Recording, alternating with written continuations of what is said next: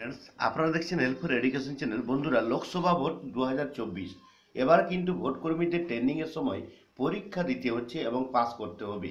Pass না করলে কোনো রেহাই নেই, আবার কিন্তু ট্রেনিং হবে। তাই পরীক্ষা দিয়ে পাস করতে হবে সবাইকে, সমস্ত ভোট কর্মীদের। তাই ভোট কর্মীদের পরীক্ষার যে প্রশ্ন উত্তরগুলি এবার এসেছিল, সেই প্রশ্ন উত্তরগুলির উত্তর আমরা নিয়ে এসেছি এখানে।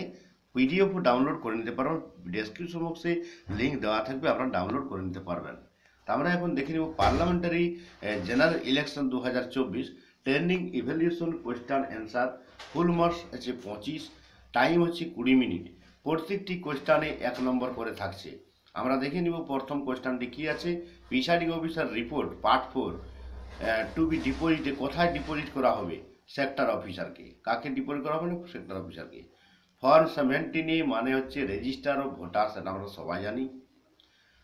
যদি আপনার যে ইভিএম আছে, সেই মানে ইভিএমে যদি 5 জন ক্যান্ডিডেট থাকে, তাহলে আপনার আনামাস কতগুলো থাকবে সেটা দেখা যাচ্ছে। খোলা কতগুলা বাটন থাকবে? খোলা বাটন থাকবে 6টি, একটি নোটা। 5 প্লাস একটি মানে নটা নিয়ে 6টি হলো। 4 নম্বরে হচ্ছে যে দেখতে পাচ্ছেন ই কারেকশন মিনস, আপনার যে মার্কপি থাকবে তার কারেকশনের মানেটা হচ্ছে কন্টিনিউয়াস আপডেশন।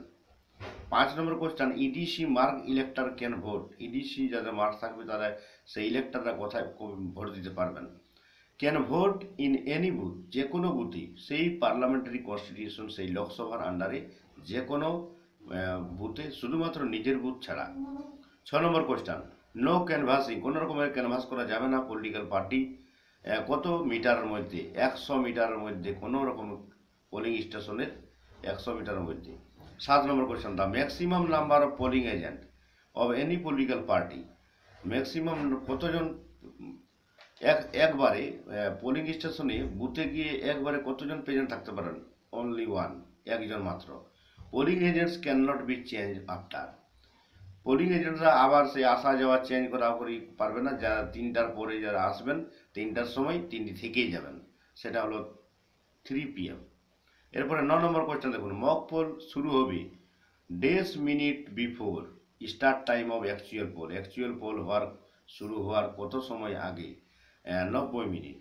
10 নম্বরে whether mock poll can be done at DC. ডিসিতে কি মক পোল করতে পারবেন? Yes or no? না, কোনো রকমে করে দিতে পারবেন না। কোনো রকম করে ডিসিতে হাত দিবেন না। সুইচ অন অফ করারই দরকার নাই, মানে বিভিসি যেটা বি ব্যালট কানেকশন করারই দরকার নেই।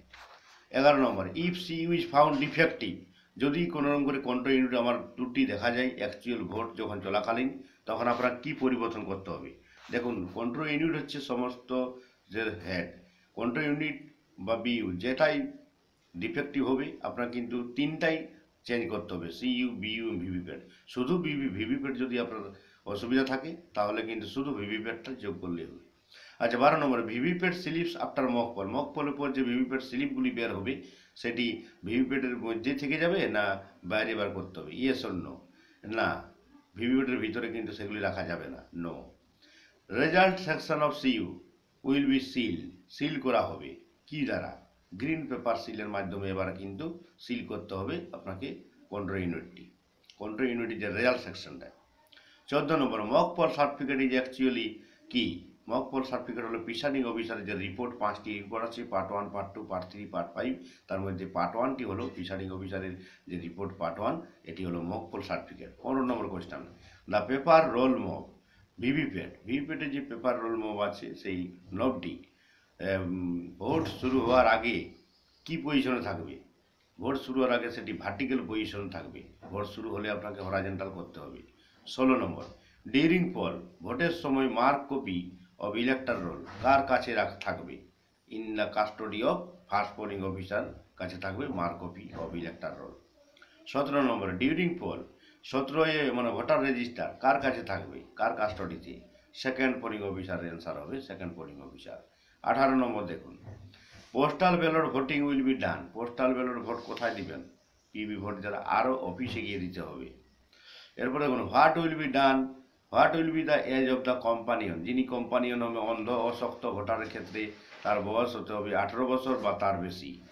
20 নম্বর কোয়েশ্চেন, এএসডি ভোটারের যে লিস্ট থেকে যারা ভোট দিতে আসবেন তারা কোথায় দিবেন ভোট? পোলিং স্টেশনে? Yes or no? নো। 21 নম্বর, what will be the number of making 17C?